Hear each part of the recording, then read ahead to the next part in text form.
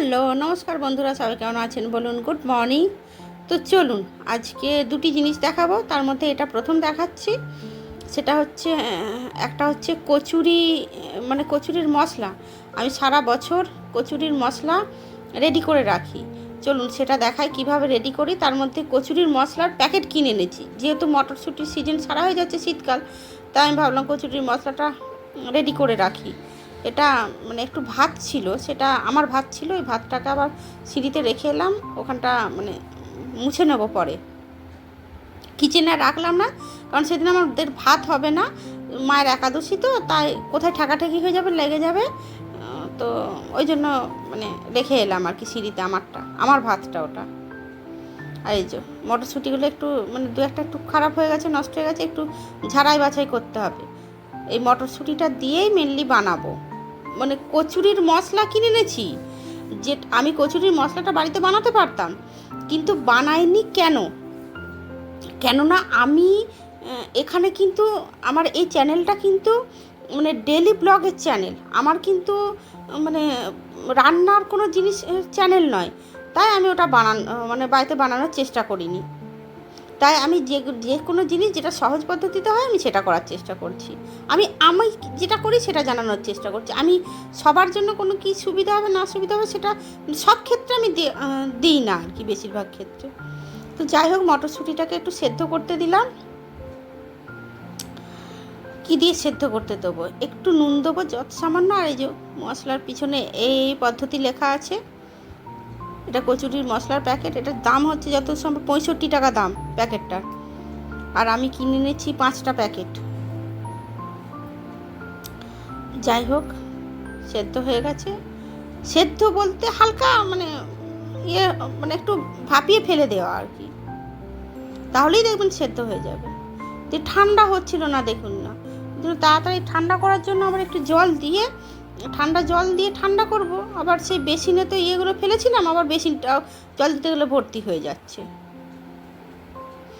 প্যাকেটগুলো রেখে ফেলে দিলাম, আর এই যে প্যাকেটগুলো বার করে নিয়েছি, 5টা প্যাকেট।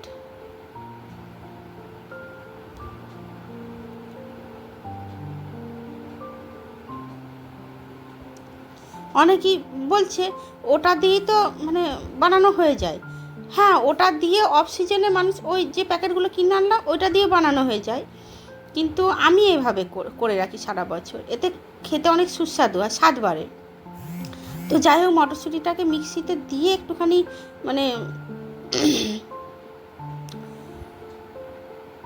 একটুখানি মানে একটুখানি ইয়ে করবো ভাবলাম, পেস্ট করবো ভাবলাম, দেখুন না পেস্ট হয়নি, একটু জল দিতে হবে সামান্য। এই যে জলটা দিতে পেস্টটা হলো, সুন্দর পেস্ট হয়েছে।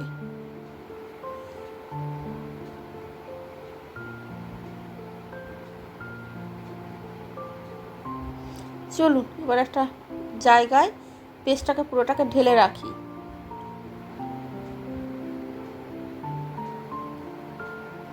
শুধু এইটুকু তো হলে হবে না, এটা বোধহয় 3-4 খেপ মোটামুটি আমি এরকমভাবে ইয়ে করেছিলাম। দিয়ে মোট এইটা দাঁড়িয়েছে।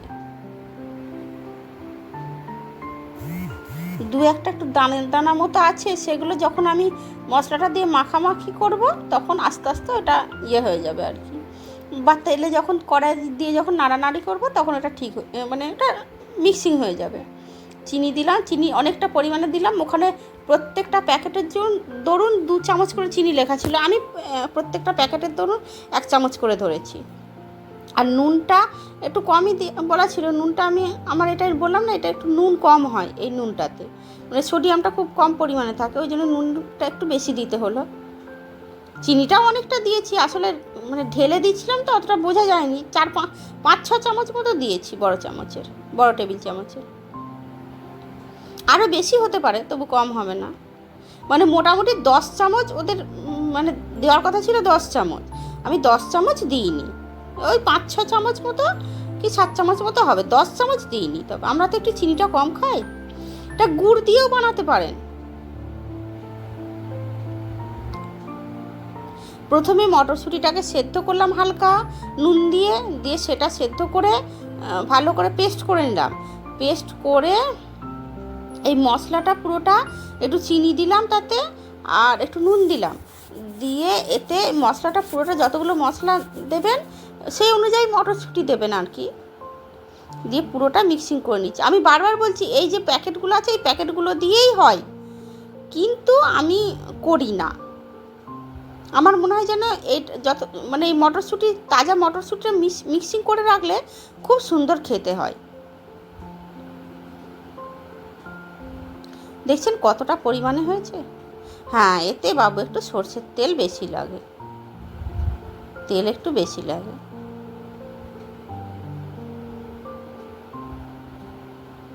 অনেকটা তেল দিয়েছি, দেখছেন মাংসর থেকেও বেশি তেল দিয়েছি আমি। এতটা তেল দিয়ে আমি মাংস পর্যন্ত রান্না করি না। দেখছেন কত তেল দিয়েছি।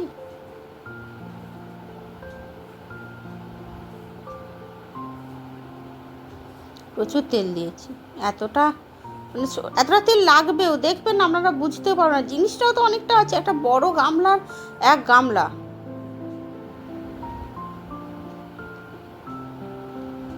তেলটাকে ফুল গরম হতে দেবেন, প্রচুর যেন গরম হয়। আর তেলটাকে ওই কড়াইয়ের চারিদিকে লাগিয়ে দেবেন, যাতে মানে না হয়, মানে এটা না ধরে যায়।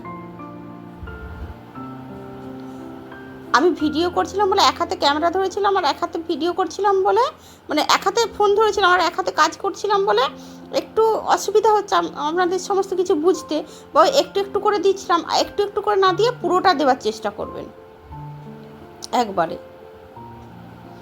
যদি আপনারা ঝাল খেতে চান কেউ, তাহলে মানে একটু কাঁচা লঙ্কা মানে বেশ কুচি কুচি করে দিয়ে, অথবা যদি না দিতে পারেন কাঁচা লঙ্কা, গুঁড়ো লঙ্কাও দিতে পারেন, লঙ্কা গুঁড়ো আর কি।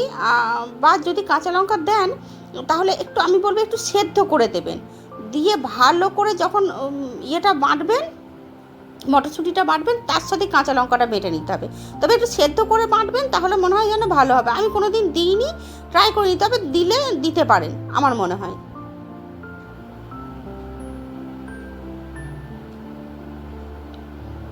এই যে ঠিক পরিমাণটা এরকম এসছে, দেখছেন হাতে কত তেল লেগে আছে।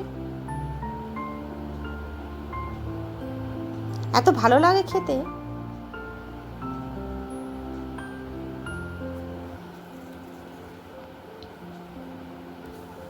ওই প্যাকেটে ওর মানে পরপর জিনিসগুলো লেখা আছে, তো ওইভাবে যেভাবে লেখা আছে ওইভাবে আপনারা বানিয়ে করতে পারেন, তাতে মটরশুঁটির প্রয়োজন পড়ে না।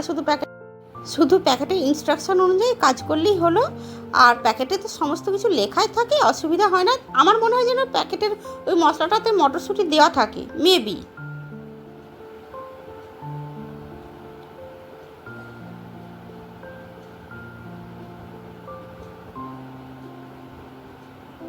এই যে এই ডিব্বাটায় রাখবো মোটামুটি সেরকমই ইচ্ছা আছে।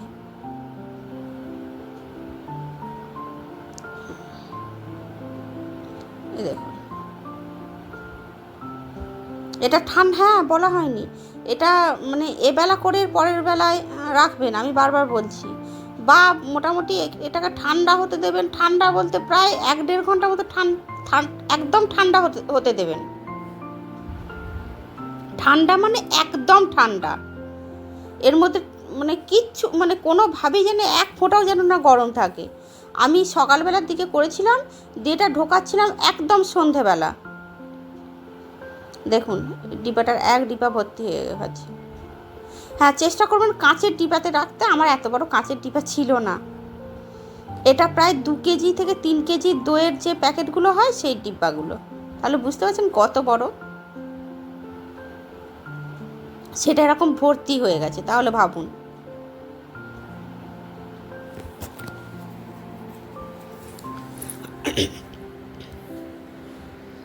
চলুন, দেখছেন কত বড় ডিবাটা।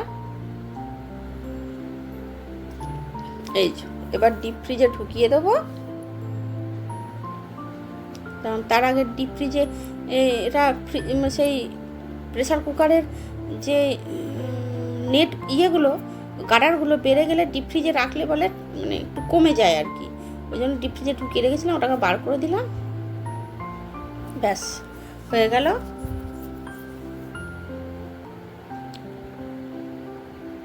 চলুন বেশি নেই। এবার সব বার করে দিই আর কি, হয়ে গেল মোটামুটি। চলুন, এবার বলেছিলাম না ওই মানে মটরশুঁটি প্রিজার্ভ করা দেখাবো।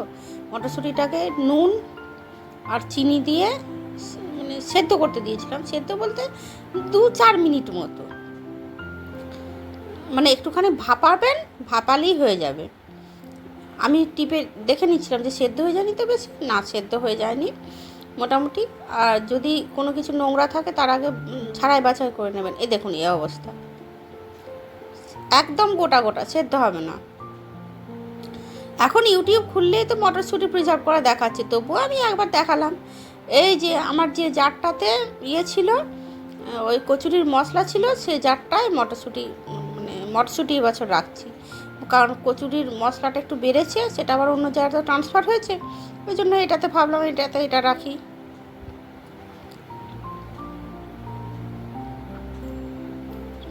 চলুন, এটা ঢালতে ঢালতে একটা কথা বলে দিই, যদি ভিডিও ভালো লাগে থাকে তাহলে লাইক কমেন্ট শেয়ার করবেন। আর এতক্ষণ দেখলেন তার জন্য অসংখ্য ধন্যবাদ। যদি ভালো লাগে তো লাইক কমেন্ট তো শেয়ার করবেন, সেটা আপনার ইচ্ছে অনুযায়ী। যদি ইউটিউব থেকে দেখেন তো ফলো করবেন, যদি ফেসবুক থেকে দেখেন যদি ইউটিউব থেকে দেখেন তো সাবস্ক্রাইব করবেন, যদি ফেসবুক থেকে দেখেন তো ফলো করবেন। দেখুন কি সুন্দর হয়েছে। চলুন এবার ডিপ ফ্রিজে ঢুকিয়ে রাখি। আর কি বলবো বলুন, সবশেষে যেমন বলি, ভালো থাকবেন, ভালো রাখবেন। নমস্কার, থ্যাংক ইউ। ব্যাস, ডিপ ফ্রিজে ঢোকানো হয়ে গেল, এটা দিলাম ফ্রিজ, ব্যাস হয়ে গেল।